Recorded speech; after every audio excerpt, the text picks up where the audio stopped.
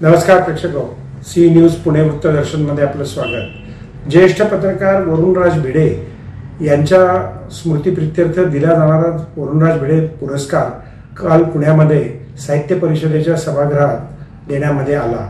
यावेळेला बातमीदार अनंत बागायतकर आणि उल्हासदादा पवार प्रमुख पाहुणे म्हणून उपस्थित होते। यावेळेला पुरस्कार देण्यामध्ये मुख्य पुरस्कार समर खडस महाराष्ट्र टाइम्स यांना देण्यात आला आणि झी 24 तासचे अरुण मेहत्रे यांनाही हा पुरस्कार देण्यात आला। तेव्हा जाऊयात आपण वरुणराज भिडे मित्रमंडळाच्या या वरुणराज भिडे पुरस्काराला। माझी इथपर्यंत या पुरस्कार मिळण्यापर्यंत माझं कन्सिडरेशन व्हावं आणि याच्यात अंकुशजींनी सांगितलं की जी समिती आहे ती जराही हस्तक्षेप करत नाही, अर्जही मागवले जात नाही। मी आजपर्यंत कुठल्याच पुरस्कारासाठी अर्ज केलेला नव्हता, त्यामुळे या वाटचालीत मला इथपर्यंत ज्या लोकांच्या साथीने येता आलं त्यांचे मी मनापासून आभार मानतो। त्याच्यात अनेक लोक आहेत, परंतु काही लोकांची आवर्जून मला नावं घ्यावीशी वाटतात। आणि जसं मी म्हटलं तसं की तुम्ही जर विरोधात लिहिलं तर तात्काळ तुमच्यावर शिक्केबाजी होते आणि नुसते शिक्के मारून होत नाही, तुमच्यावर कारवाया होतात। त्याचं एकच उदाहरण मी मगाशी गप्पा मारताना दिलं की उत्तर प्रदेश राज्य जे आहे तिथे एका छोट्याशा रिपोर्टरनी मिड डे मीलमध्ये रोटी आणि मीठ देतात म्हणून बातमी दिली आणि त्याच्यावर देशद्रोहाचा खटला भरण्यात आला। दिल्लीमध्ये हे सर्व प्रकार आमच्या परीने आम्ही लढतो आणि लढत होतो, अजूनही लढा चालू आहे।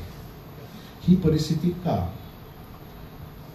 गेल्या काही वर्षापासून आपल्या भारतामध्ये एक फार गोंडस असा एक प्रकार सुरू झालेला आहे। त्याचं नाव आहे विधायक पत्रकारिता किंवा सकारात्मक पत्रकारिता। म्हणजे ते सरकारी लोक जे असतात ते दम देऊन म्हणतात की काय आम्ही काही चांगलं काम करतच नाही का? पत्रकाराचं काम कौतुक करण्याचं नाही। पत्रकार माझ्यापेक्षा मोठे आहेत ते। पत्रकाराचं काम कौतुक करण्याचं नाही। पत्रकाराचं काम जे काही समोर त्याच्या दिसतं त्यातले बारकावे शोधायचे, त्याच्यातल्या त्रुटी शोधायच्या आणि त्या समाजासमोर मांडायच्या। पार्श्वभूमी बघताना मला एवढंच वाटतं की आपण राईट ट्रॅकवर आहोत।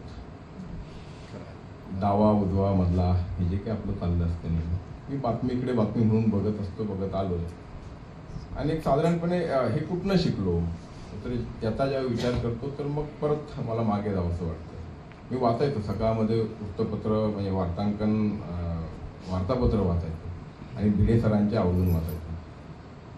अगदी सहज साध्या सोप्या शब्दांमध्ये म्हणजे ते जायचे। मला वाटतं 99ची लोकसभा त्यांनी त्यावेळी कव्हर केली होती। मला आठवतं मी परभणीच्या एस टी स्टँडवर उतरलो, तिथनं एका चहाच्या दुकानात गेलो, ओळीनं आणखीन 8-10 दुकानं होती। 4 दुकानामध्ये अटल बिहारी वाजपेयी आणि बाळासाहेब ठाकरेंचं पोस्टर बघायला मिळालं। एका दुकानामध्ये आणखी मनोहर जोशींचं वगैरे काय बघायला मिळालं। 2 दुकानांमध्ये मला राजीव गांधींचं पोस्टर लागलेलं दिसलं। हे सगळं ज्यावेळेस ते मांडत होते ना तर कुठल्या सर्वेची कुठल्या ओपिनियन पोलची काहीच आवश्यकता नव्हती। साधारणपणे जी त्यांची म्हणजे ज्या सहजतेनं ते सगळं सांगायचे मांडायचे आणि मग लक्षात आलं की आपणही अशी सहजता आपल्या लिखाणात किंवा आपल्या आकलनात आणू शकतो का? आणि योगायोगानं मी ज्यावेळेस तिथे एम.ए. करत होतो, फर्ग्युसनमध्ये शिकत होतो,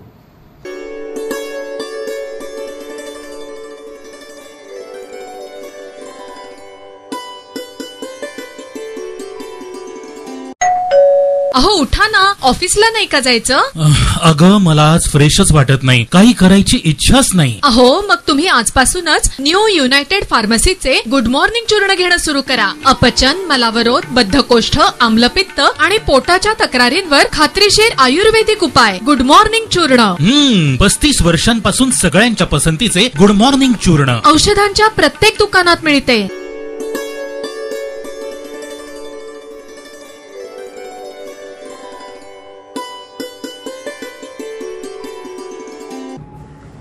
वंचित आघाडीचे प्रकाश आंबेडकर यांनी पत्रकार परिषद घेतली आणि त्यामध्ये देशामध्ये भारतीय जनता पक्ष हा निवडणुकीमध्ये कमी मतदान मिळवेल या दिशेनं त्याचा प्रवास सुरू झाल्याची माहिती त्यांनी यावेळेला दिली.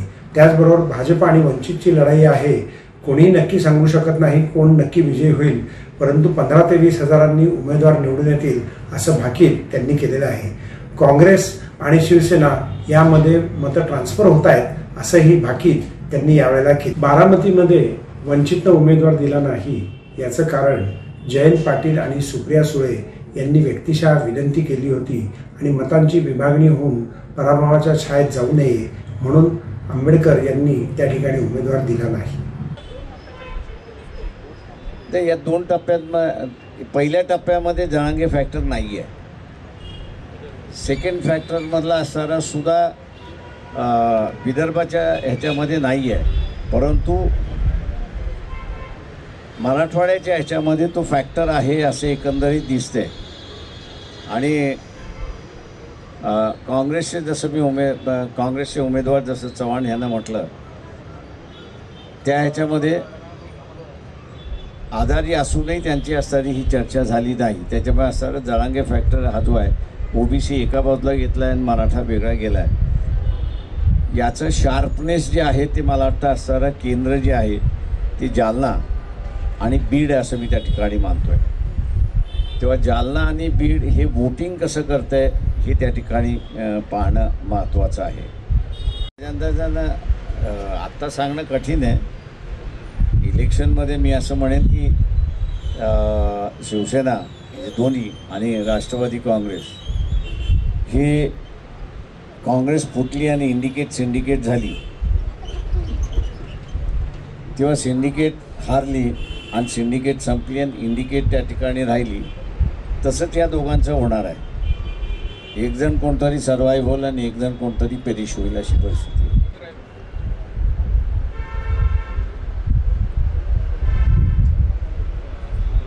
पुण्याची परिस्थिती अशी आहे की एक फॅक्टर तुम्ही सगळ्यांनी कोणीच लक्षात घेतलं नाही.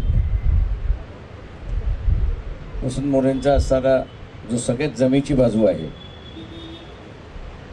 ती म्हणजे आझादांची त्यांची असणारी जमेची बाजू आहे, भोंग्याची असणारी. त्याच्यामुळे मुस्लिम हा जो आहे हा पूर्णपणे वन साइडेड जाईल अशी माझी आत्ता तरी माहिती आहे.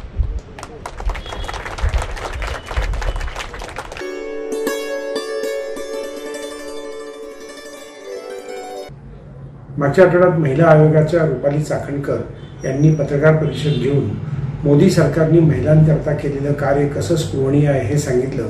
त्याला प्रत्युत्तर म्हणून काँग्रेसच्या किंवा इंडिया आघाडीकडून महिलांवरील अत्याचार आणि महागाईचं उत्तर द्या असंही प्रतिपादन त्या ठिकाणी करण्यात आलं.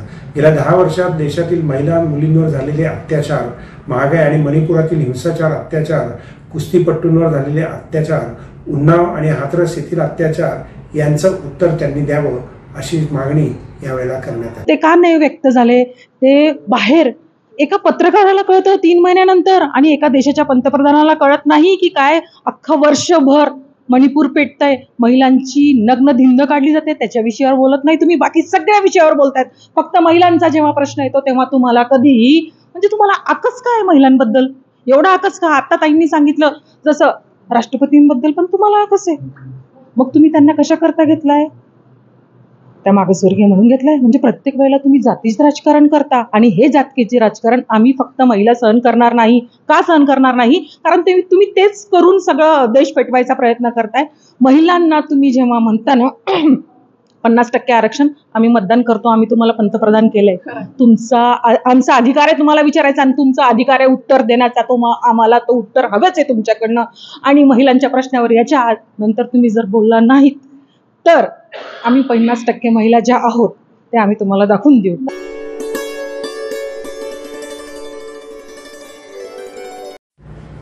सध्या उन्हाळा खूप आलेला आहे आणि मूर्तींना सुद्धा उष्णतेचा त्रास होऊ शकतो. शास्त्रसंमतदृष्ट्या मोगऱ्याचा उटी महोत्सव दगडूशेठ हलवाई गणपती मंदिरात करण्यात आला. 50 लाख मोगऱ्यांनी दगडूशेठ गणपती आणि मंदिर सजवण्यात आलं. तेव्हा आपण पाहूयात दगडूशेठचा मोगरा उटी महोत्सव.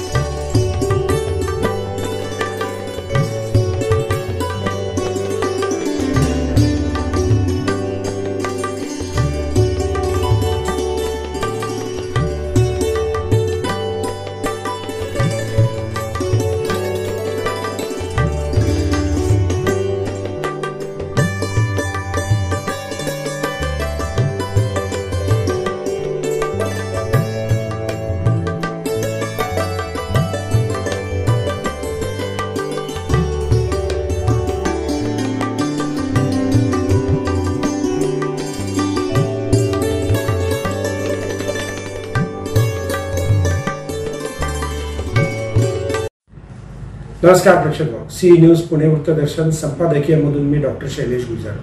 देशाचे पंतप्रधान आणि भारतीय जनता पक्षाचे सर्वोच्च नेते नरेंद्र मोदी यांनी महाराष्ट्रामध्ये 2 दिवस तळ ठोकून 6 ते 7 सभा केल्या आणि काही ठिकाणी रोड शोही केले.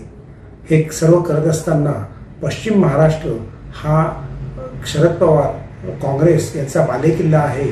त्या ठिकाणी मतदान आपल्याला मिळावं आणि जे उमेदवार विजयी करण्याचं त्यांचं ध्येय आहे त्यामध्ये यश यावं त्याच्याकरता केले. आज त्यांनी पुण्यामध्ये मुक्कामही करायचं ठरवलेलं आहे आणि उद्या माळशिरस म्हाडा या ठिकाणी ते मीटिंग घेणार आहेत. त्यांना मिळणारा प्रतिसाद हाही मोठ्या प्रमाणामध्ये असतो. त्याचबरोबर एकंदरीतच देशाचा झंझावात पाहता मोदींनी ज्या सभा घेतल्या त्या अवर्णनीय आहेत. कारण त्यांच्या सभेमध्ये कुठेही जरी ते असली तरी रात्री ते मुक्कामाला दिल्लीला असतात. अपवाद आजचा पुण्यातला. पाहत रहा सी न्यूज पुणे वृत्तदर्शन.